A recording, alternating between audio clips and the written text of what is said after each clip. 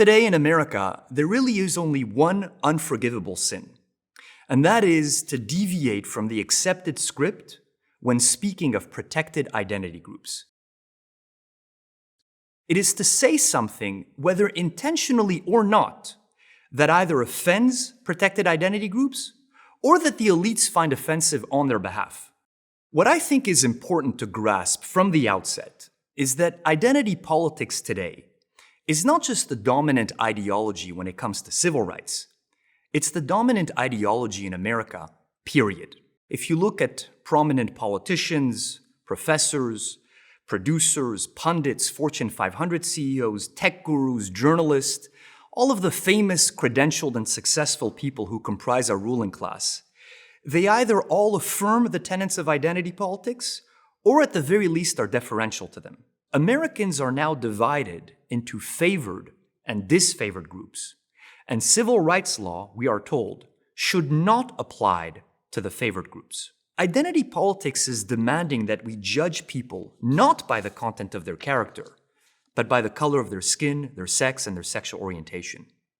And it demands that we do so in perpetuity.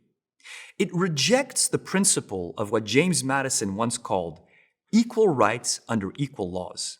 And it instead demands that we build a modern caste system that privileges some groups over others in our laws and culture. Identity politics is not answering the question, who am I?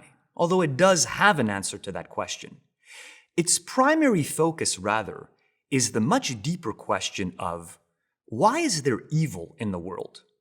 And identity politics provides a clear and unambiguous answer. Because of straight white men. Identity politics takes and modifies the Christian teaching on sin. It now no longer applies to everyone, but only to the oppressor groups. But here's the more important modification. It offers no hope of salvation or of redemption from sin. Equal group outcomes are now the measure of equal opportunities between groups. And under this logic, all disparities can only have one explanation: discrimination. All disparities are blamed on discrimination, and anyone who suggests otherwise is immediately called a sexist and a racist in order to silence dissent and stymie inquiry. And here, of course, ultimately is the great paradox of this focus on group results. It requires discrimination in order, it says, to eliminate discrimination. If you focus on results, this will inevitably lead you to deny positions to some people on the basis of their skin color, their race, their ethnicity, their sex, their sexual orientation, you name it. The main reason that identity politics exerts such a powerful pull in America is because it suggests that we can either embrace identity politics or remain callously indifferent to the well-being of fellow Americans who happen not to look like us. This, in truth, is a false choice.